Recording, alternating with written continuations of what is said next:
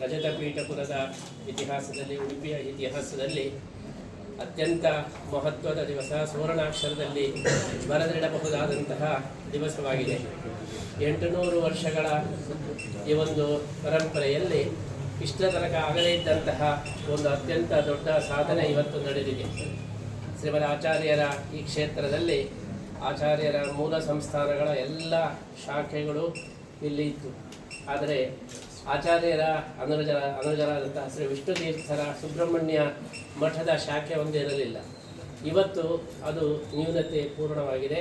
ಹಾಗಾಗಿ ಉಡುಪಿ ಎಂಬುದು ಶ್ರೀಮಧ್ವಾಚಾರ್ಯರ ಒಂದು ಮೂಲ ಮಹಾಸಂಸ್ಥಾನಗಳ ರಾಜಧಾನಿಯಾಗಿ ಇವತ್ತು ಅದು ವಿಧಿಪೂರ್ವಕವಾಗಿ ಅದು ಘೋಷಿತವಾಗಿದೆ. ಇನ್ನು ನಾವು ಬಹಳ ಧೈರ್ಯದಿಂದ ಹೇಳಬಹುದು, ಉಡುಪಿ ಎಂಬುದು ಶ್ರೀಮದ್ ಆಚಾರ್ಯರ ಸ್ಥಾಪನೆ ಮಾಡಿದಂತಹ ಎಲ್ಲ ಮೂಲ ಸಂಸ್ಥಾನಗಳ ಒಂದು ರಾಜಧಾನಿ, ಅದು ಉಡುಪಿ ಎಂಬುದಾಗಿ ಇವತ್ತು ಸಿದ್ಧವಾಗಿದೆ. ಅಂತಹ ಒಂದು ದೊಡ್ಡ ಸಾಧನೆಯನ್ನು ನಮ್ಮ ವಿದ್ಯಾಪ್ರಸನ್ನ ತೀರ್ಥರು ಅವರು ಮಾಡಿದ್ದಕ್ಕೆ ನಾವು ವಿಶೇಷವಾಗಿ ಅಭಿನಂದನೆಯನ್ನು ಸಲ್ಲಿಸ್ತಾ ಇದ್ದೇವೆ. ಶ್ರೀಮದ್ ಆಚಾರ್ಯರಿಗೆ ಅತ್ಯಂತ ಪ್ರಿಯವಾದಂತಹ ಒಂದು ಕೆಲಸವನ್ನು ಅವರು ಮಾಡಿದ್ದಾರೆ. ಶ್ರೀಮದ್ ಆಚಾರ್ಯರ ಅತ್ಯಂತ ಪ್ರಿಯರಾದಂತಹ ಶ್ರೀ ವಿಷ್ಣು ತೀರ್ಥರ ಸಂಸ್ಥಾನ, ಶ್ರೀಮದ್ ಆಚಾರ್ಯರು ಉಡುಪಿ ಮತ್ತು ಸುಬ್ರಹ್ಮಣ್ಯಕ್ಕೆ ನಿತ್ಯ ಸಂಚಾರ ಮಾಡ್ತಾ ಇದ್ದಂತಹ ಈ ಒಂದು ಘಟನೆಯನ್ನು ನೆನಪಿಸಿದಾಗ ಸುಬ್ರಹ್ಮಣ್ಯದ ಮೇಲೆ ಶಿವರಾಚಾರ್ಯರಿಗೆ ಎಷ್ಟು ಒಂದು ಮಮತೆ ಇತ್ತು ಎಂಬುದನ್ನು ನಾವು ನೋಡಬಹುದು. ಅಂತಹ ಒಂದು ಅತ್ಯಂತ ಪ್ರಿಯವಾದಂತಹ ಸಂಸ್ಥಾನದ ಒಂದು ಶಾಖೆ ಇಲ್ಲಿಗೆ ಬಂದದ್ದು ಅದು ಒಂದು ಪರಿಪೂರ್ಣತೆಯನ್ನು ತಂದುಕೊಟ್ಟಿದೆ ಅಂತ ಹೇಳಿ ಭಾವಿಸ್ತಾ ಇದ್ದೇವೆ. ವಿಷ್ಣು ತೀರ್ಥರು ಹಾಗೆ ಮಧ್ವ ವಿಜಯದಲ್ಲಿ ಅವರ ಬಗ್ಗೆ ವರ್ಣನೆ ಮಾಡಿದಷ್ಟು ಬೇರೆ ಯಾರ ಬಗ್ಗೆಯೂ ವರ್ಣನೆ ಮಾಡಲಿಲ್ಲ. ಅನೇಕ ಶ್ಲೋಕಗಳಲ್ಲಿ ವಿಷ್ಣು ತೀರ್ಥರನ್ನು ವರ್ಣನೆ ಮಾಡ್ತಾರೆ. ಅಂತಹ ಒಂದು ವಿಷ್ಣು ತೀರ್ಥರ ಸಂಸ್ಥಾನದ ಒಂದು ಶಾಖೆಯಲ್ಲಿ ಬಂದದ್ರಿಂದ ಇವತ್ತು ಆ ಒಂದು ದೊಡ್ಡ ನ್ಯೂನತೆಯನ್ನು ಪರಿಹಾರವಾಗಿ ಪರಿಪೂರ್ಣತೆ ಬಂತು ಅಂತ ಹೇಳಿ ನಾವು ಭಾವಿಸ್ತಾ ಇದ್ದೇವೆ. ಅಂತಹ ಒಂದು ಶಾಖೆಯನ್ನು ಇವತ್ತು ಉದ್ಘಾಟನೆ ಮಾಡಲಿಕ್ಕೆ ನಮಗೆ ಬಹಳ ಸಂತೋಷ ಆಗ್ತಾ ಇದೆ. ಇವತ್ತು ಗುತ್ತಿಗೆ ಮಠಕ್ಕೂ ವಿಷ್ಣು ತೀರ್ಥರಿಗೂ ಒಂದು ವಿಶೇಷವಾದ ಸಂಬಂಧ ಇದೆ. ನಮ್ಮ ಮಠದ ಶಾಖೆಯಾದಂಥ ಪಣಿಯಾಡಿಯಲ್ಲಿ ವಿಷ್ಣು ತೀರ್ಥರು ಅಲ್ಲಿ ತಪಸ್ಸು ಮಾಡಿದಂತಹ ಆ ಸಂಬಂಧದಿಂದಾಗಿ ವಿಷ್ಣು ತೀರ್ಥರಿಗೂ ಗುತ್ತಿಗೆ ಮಠಕ್ಕೂ ಕೂಡ ಒಂದು ವಿಶೇಷವಾದ ಸಂಬಂಧ ಇದೆ. ನಮ್ಮ ವಿದ್ಯಾಪ್ರಸನ್ನ ತೀರ್ಥರಂತೂ ಹಿಂದಿನಿಂದಲೂ ಕೂಡ ನಮ್ಮ ಮೇಲೆ ವಿಶೇಷವಾದ ಅಭಿಮಾನವನ್ನು ಇಟ್ಟಿದ್ದಾರೆ. ವಿಠ್ಠಲ ದೇವರ ಅನುಗ್ರಹ ಅವರ ಮೇಲೆ ಪರಿಪೂರ್ಣವಾಗಿದೆ. ಅವರು ವಿಠ್ಠಲ ದೇವರ ಮಠವನ್ನು ಕಾದದ್ದಕ್ಕೆ ವಿಠ್ಠಲ ದೇವರು ತನ್ನ ಹತ್ತಿರನೇ ಒಂದು ಮಠವನ್ನು ವಿದ್ಯಾಪ್ರಸನ್ನರಿಗೆ ಅನುಗ್ರಹಿಸಿದ್ದಾರೆ ಅಂತ ಹೇಳಿ ನಾವು ಭಾವಿಸ್ತಾ ಇದ್ದೇವೆ.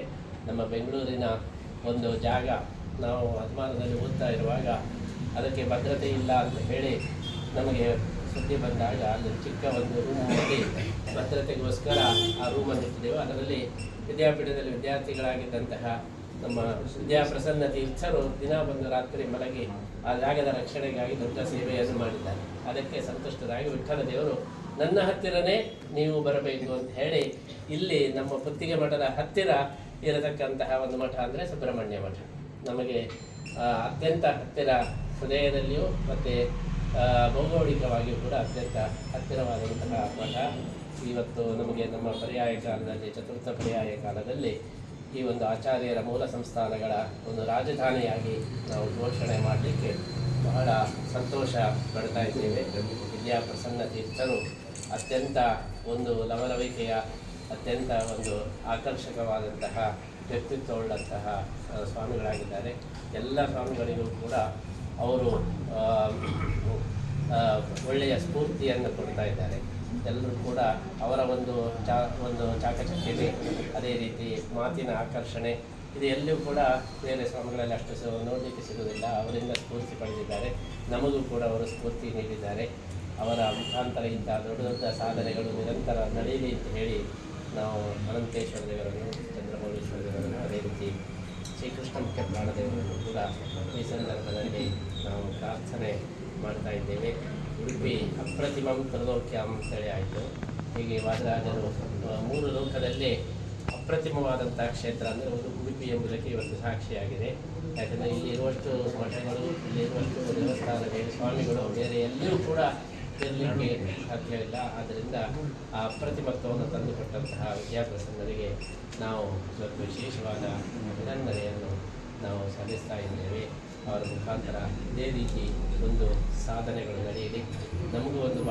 ಬಹುಶಃ ನಮ್ಮ ಪುತ್ತಿಗೆ ಮಠಕ್ಕೆ ಕೇವಲ ಇಬ್ಬರು ಸ್ವಾಮಿಗಳು ಮಾತ್ರ, ಅನೇಕ ಸ್ವಾಮಿಗಳಿದ್ದಾರೆ. ನಮ್ಮ ಮಠದ ಪುತ್ತಿಗೆ ಮಠದ ತೃತೀಯ ಯತಿಗಳೇ ನಮ್ಮ ವಿದ್ಯಾಪ್ರಸನ್ನ ನೋಡ್ತಾರೆ. ಯಾಕಂದರೆ ಪುತ್ತಿಗೆ ಮಠದ ಪರಂಪರೆಯಲ್ಲಿ ಅವರು ಶಿಷ್ಯ ವರ್ಗದಲ್ಲಿ ಸೇರಿದ್ದರಿಂದ ನಮ್ಮ ಪುತ್ತಿಗೆ ಮಠದ ಯತಿಗಳು ಅಂತ ಹೇಳಿ ನಾವು ಅವರನ್ನು ಪರಿಗಣನೆ ಮಾಡ್ತಾ ಇದ್ದೇವೆ.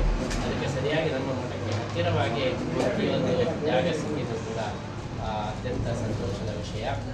ಅಂತ ನಮ್ಮ ಒಂದು ಆಸೆ ಏನಿತ್ತು ಅದು ನಮ್ಮ ಆಸೆಯೂ ಕೂಡ ಇವತ್ತು ಪರಿಪೂರ್ಣವಾದದಕ್ಕೆ ತುಂಬ ಸಂತೋಷವನ್ನು ವ್ಯಕ್ತಪಡಿಸ್ತಾ ಈ ದೃಷ್ಟಿಯಲ್ಲಿ ಈ ಒಂದು ಕಾರ್ಯಕ್ಕೆ ವಿಶೇಷ ಪ್ರಯತ್ನ ಮಾಡಿದ ನಮ್ಮ ಲಕ್ಷ್ಮೀನಾರಾಯಣ ಮಾಸ್ಟರ್